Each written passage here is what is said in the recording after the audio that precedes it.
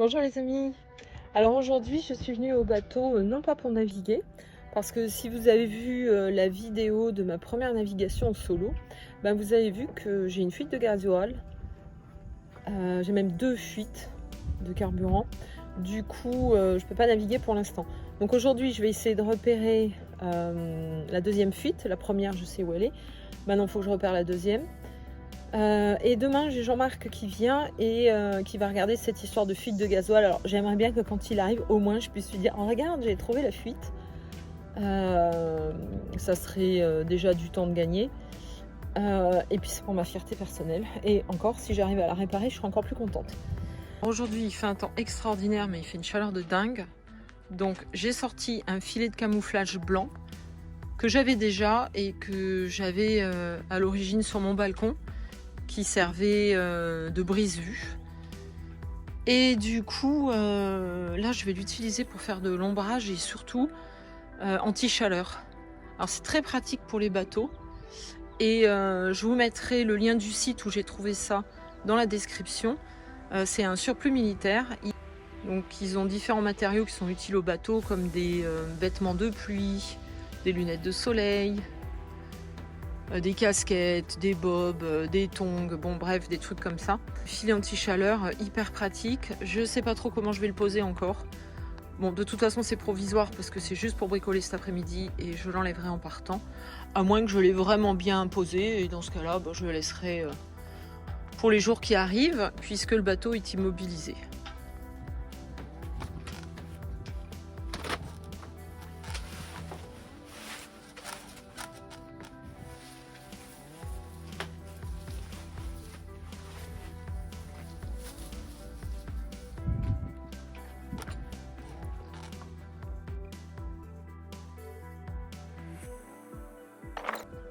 Alors voilà, je vous montre ça. Ça va être tip top pour bricoler sous le filet et sur le bateau.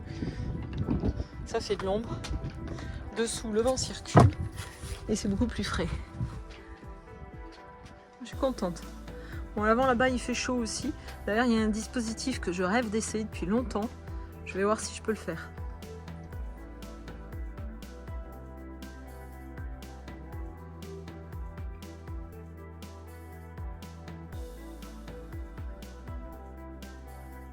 Alors je l'ai trouvé, c'est ce truc là, c'est une genre de chaussette avant, je crois qu'on appelle ça un windscoop et ça sert à faire entrer l'air dans la cabine, je vais vous montrer. Vraisemblablement c'est les crochets qui sont là.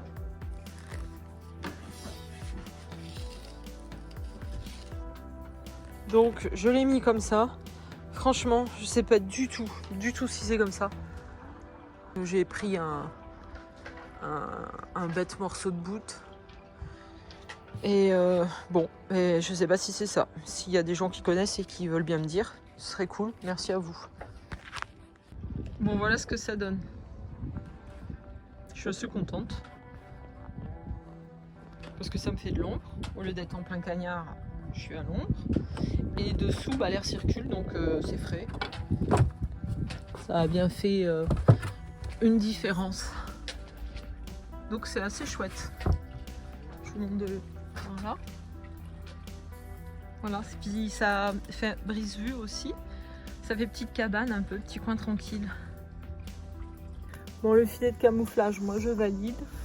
Il n'est pas forcément de la bonne taille parce que comme je vous l'ai dit, c'était prévu normalement pour mon balcon pour faire un brise-vue dans un précédent appartement. Et donc voilà, c'est de la récup, la taille n'est pas forcément adaptée. Mais avec une taille qui correspondrait plus à mon bateau, ça serait vraiment chouette. Mais déjà là, c'est vraiment déjà bien suffisant. Je sais pas si c'est nécessaire. Si, peut-être ça enlèverait de la chaleur l'été, si ça faisait toute la taille de la baume, s'il était plus long là-bas. Parce que du coup, j'aurais pas le soleil qui tape à l'avant là-bas, et du coup, peut-être ça ferait moins de chaleur. Mais c'est déjà très bien, et je vais m'en contenter. Je suis déjà très contente avec mon filet cam.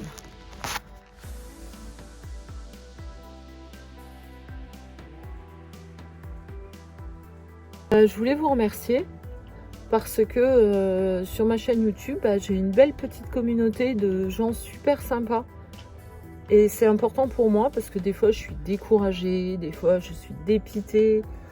Et il y a toujours un petit mot sympa, une parole gentille. Soit quelqu'un m'encourage, me soutient, me félicite. Et c'est hyper aidant pour moi. Et je voulais vous remercier pour ça parce que c'est vraiment hyper sympa. Puis j'ai toujours des bons conseils aussi. Alors même si je ne les mets pas tout de suite en application, je les garde dans un coin de ma tête. Et plus tard, je me dis « Ah oui, tiens, c'est vrai, on m'a parlé de ça, on m'a dit ça. » Ben voilà. Et du coup, un grand merci à vous tous pour ça. Il a plu les jours derniers. J'ai trouvé de l'eau dans le coffre ici. Et le couvercle du coffre, il était mouillé. Donc ça s'infiltre par le couvercle. Sur les côtés, là. Voilà. Ensuite, je viens d'ouvrir mon capot moteur. Il est trempé. J'ai l'impression, je suis pas sûre, que le bateau penche un petit peu vers l'avant. Ici, les évacuations. Alors, quand elles sont pas bouchées, parce qu'elles se bouchent souvent, il faudrait que je mette un genre de petit filtre. Quand elles sont pas bouchées, elles sont sous le niveau de l'eau. Donc, moi, je trouve que ça coule pas bien, forcément, puisqu'il y a l'eau en dessous qui remplit déjà pratiquement le tuyau. On la voit là. Hein.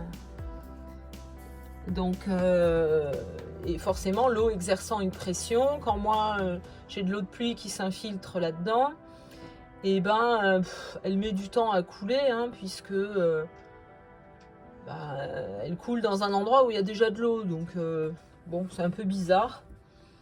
Du coup, ça doit stagner l'eau ici. Et même, j'ai possibilité que ça stagne trop et que ça monte le niveau là. Et que ça passe ici dans le moteur. Et là, je sais pas trop quoi faire. Est-ce qu'il faudrait, oui, remettre un joint? J'en ai en plus. Mais la pièce, on voit que le bois, là, il est quand même bien abîmé. Je sais pas ce que vous en pensez, mais là... Alors, j'ai un ami qui vient jeudi.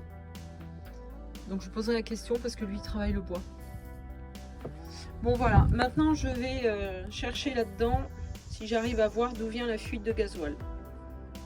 Comme j'ai de l'eau là-bas sous le moteur, ça veut dire que forcément, c'est pas avant cette pièce-là. Parce que cette pièce-là, ça peut couler là-bas dessous. Mais si c'était avant, ça pourrait pas couler là. Donc forcément, c'est pas à ce niveau-là. Ça peut être ici. Donc il faut que je regarde sur... le filtre à gasoil si je trouve une fuite à quelque part. Là, il est bien sec.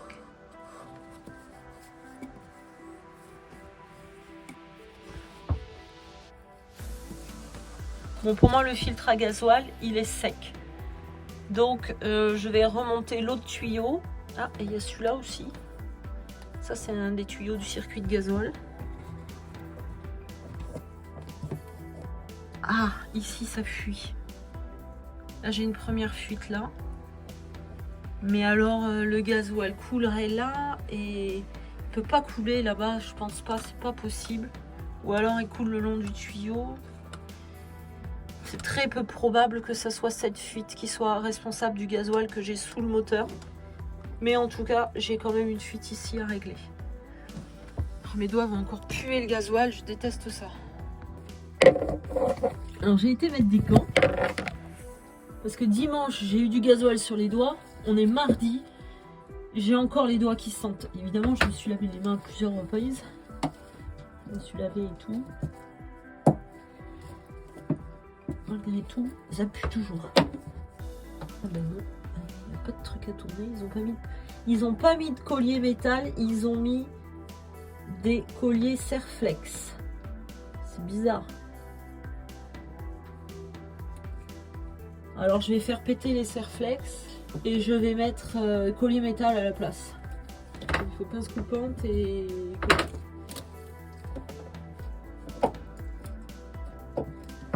J'adore cette pince. C'est facile pour moi à l'utiliser, plus que les autres. Et puis c'est la seule que j'ai qui coupe à peu près. Merde, j'ai perdu le collier. Alors, il est là.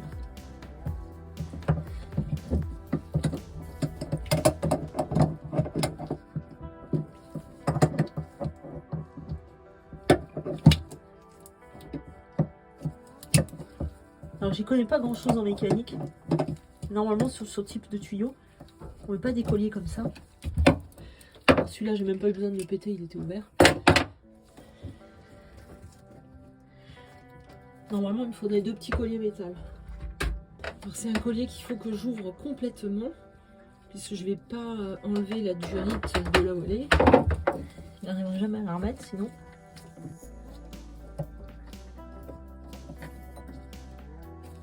Putain, j'ai mal à la luxation. Il faut que je fasse cette position.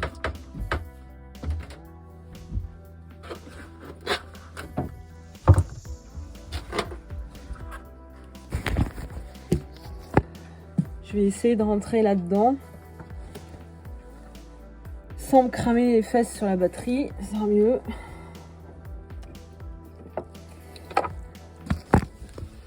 Bon, j'ai réussi à mettre mon collier. Il faudrait que j'en mette un deuxième. Alors moi, je suis une gaffeuse. Hein.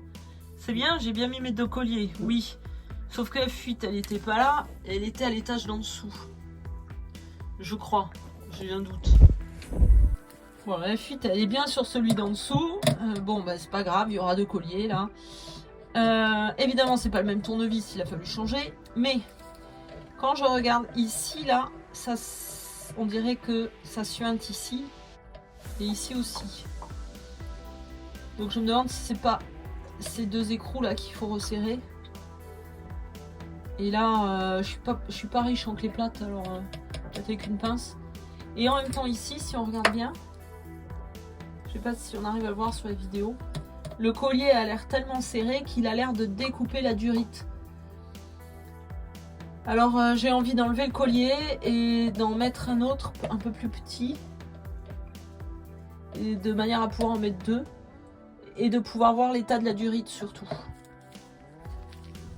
Je viens d'avoir une idée de génie. Ça ira beaucoup plus vite. Parce que là je galère. J'essaye de resserrer ça avec la pince parce que j'ai pas la clé qui va, mais j'y arrive pas. Voilà, j'ai mis mes 2 petits colliers, j'ai serré à la perceuse. C'était plus facile qu'au tournevis, c'est plus rapide. Surtout que la position est abracadabrante pour travailler là-dedans. Ouvert la vanne, je vais attendre un peu. Tiens, je vais ouvrir l'autre aussi. Et je reviendrai voir tout à l'heure s'il y a du gasoil qui coule. J'ai épongé hein, en partant la dernière fois, donc ça a coulé depuis. Mais j'avais oublié de fermer les vannes d'arrivée du gasoil. Donc je doute que ce que j'ai réparé là-bas puisse amener du carburant ici, à cet endroit précisément. Donc je vais continuer à remonter les tuyaux pour voir où est-ce que ça pourrait fuir. Alors c'est marrant, je me rends compte qu'ils ont mis un seul collier à chaque fois. C'est préférable d'en mettre 2. D'après ce que j'ai appris, c'est préférable de bien coller le collier là-bas et d'en mettre 2 en sens inverse. Là, ça n'a pas été fait. J'ai cette pièce là qui fait partie de mon circuit de gasoil. Je crois que c'est là-dedans qu'il y a l'injecteur. Ça fuit pas. Bon, ici, ça fuit pas. Au niveau de l'injecteur, là, ça fuit pas. Mais je vois qu'il y a quelque chose qui sort dessous. Donc, je vais suivre celui-ci maintenant. Quand je regarde dessous, on voit que là-bas au fond, c'est mouillé, c'est du gasoil. Du coup, j'ai glissé la main sous mon carter moteur. Et en allant à l'arrière, là-bas, je ramène du gasoil. Ah, j'ai trouvé. Grâce au soleil, ça brille, je le vois. Ça, là. C'est ça qui fuit, cette pièce-là. Et c'est ça qui doit couler dessous. Alors, j'ai aucune idée de ce que c'est. On dirait qu'il y a un filtre. Il y a un boulon ici, peut-être à resserrer. Parce qu'il y en a ici du carburant. Donc, peut-être le boulon là. Enfin, l'écrou. Enfin, le boulon. Je viens de regarder sur le livret, c'est bien un filtre à carburant. Ça fuit bien au niveau d'ici parce que j'avais essuyé, c'était sec et là ça coule à nouveau. Mais c'est vraiment pénible. J'ai acheté ça, j'ai ça et ça va pas. À chaque fois que j'achète une pièce, elle ne va jamais avec le cliquet. Alors maintenant j'en ai toute une collection et il n'y en a pas un qui matche ensemble. J'ai réussi à trouver un embout pour le mettre. J'ai serré un peu de travers. Donc là normalement c'est bien serré. Ce que je vais faire, c'est que je vais nettoyer mon compartiment moteur avec du sel d'oseille. Enfin mon moteur même. Ça enlèvera la rouille s'il y en a, ça dégraissera et ça me montrera quand il y a une fuite, je le verrai plus facilement.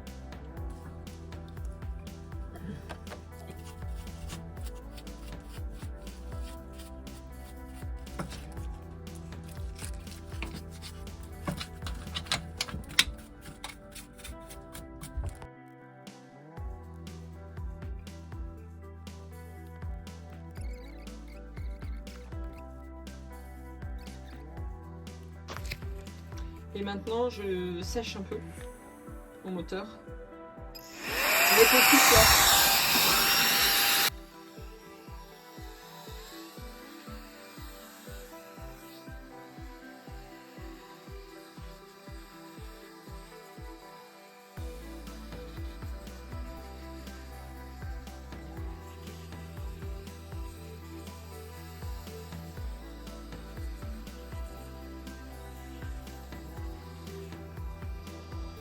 Bien souffler tout le moteur, il est bien sec. Je vais passer un coup de chiffon maintenant sur les parois. Et puis là où il y a eu du gasoil. Je suis en train de vider la cuve en même temps parce que l'eau elle est vraiment dégueu. Alors ici vous voyez il y a une goupille de rideau. Je vais l'enlever et la remplacer. Et j'ai des pièces comme ici qui sont en train de rouiller. Donc j'ai pas envie de mettre de WD-40 parce que ça va sentir très fort après et je crains les odeurs. Comme ici aussi, ces pièces là. Donc je réfléchis à mettre de l'huile moteur par exemple, mais je vais prendre conseil quand même avant. J'ai remplacé le crochet de rideau par un petit anneau en inox qui vient de chez Uship. C'est très air, il rouille là, donc je vais mettre un coup de peinture. On m'a donné de la peinture moteur anti-corrosion. Bon, c'est rouge, mais c'est pas grave, je m'en fiche. Et je vais le peindre dans le sac là. Ça, je ne mettrai pas de la peinture partout. J'ai rien peint du tout, j'appuie sur le sprayer en haut là, il se passe rien, ça sort pas. En pas, c'est neuf. Et là, il y a bien de la peinture qui est là au bout. Il y en a là-dedans aussi. J'appuie comme une vache, ça sort pas. Alors le sel d'oseille, c'est peut-être naturel, mais ça reste de l'acide. Ça m'a bouffé les doigts et j'ai mal. Et j'aurais dû mettre les gants. Alors je suis super contente de mon filet cam, mais la météo se gâte. Il y a des gros nuages noirs qui montent, qui arrivent des terres là. Puis j'ai un peu mal au dos, donc je pense que je vais arrêter là pour aujourd'hui. Je suis contente parce que la fuite moteur, je crois que j'ai réussi toute seule comme une grande. Là pour l'instant je ne vois plus de fuite. Je contrôlerai quand même demain bien sûr. Mais bon c'est chouette, j'ai réussi à réparer mes fuites de gasoil. C'est important pour moi d'être autonome parce que comme j'ai l'intention de naviguer, de voyager, d'aller dans un premier temps en Tunisie, qu'est-ce que je raconte, en Italie, en Grèce, etc. La Tunisie ce sera pour plus tard. Du coup c'est important pour moi voilà, d'être capable de réparer une fuite de gasoil. C'est chouette, je suis contente.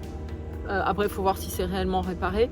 Je pense que Jean-Marc viendra, je vais quand même le laisser venir demain pour qu'il check si tout va bien et puis ce sera toujours instructif. Pour l'instant, pour tout ce qui est filet cam, la chaussette, là, le winch, je sais plus quoi là, que j'ai mis à l'avant, je vais tout ranger parce que je pense que le vent va se lever et j'ai peur que ça l'arrache ou que ça l'envole parce que j'ai attaché, mais bon voilà, sommairement on va dire. La dernière fois en rentrant de ma sortie, ma première nave en solo, n'est-ce pas, j'ai oublié de contrôler mes pare-battages après avoir remis mon bateau à son emplacement. Donc comme je les avais levés à la va-vite en mer, là, remis à la va-vite, tout ça, Ils étaient plus placés au bon endroit et en fait j'ai carrément oublié de contrôler ça en rentrant et c'est pas bien. Donc là je viens de les remettre et ça serait chouette si j'avais ici à l'angle, comme mon voisin, une protection, là, une défense de quai, parce que quand je suis rentrée la dernière fois, j'ai un peu heurté ça. Alors heureusement c'est un catway, ça bouge, il a bougé. Mais voilà, je me sentirais plus en sécurité avec une petite protection d'angle. Comme je dois aller au magasin pour faire, comment on dit, rééprouver, non. La mise à jour, non. Bon, vous avez compris, mes gilets de sauvetage.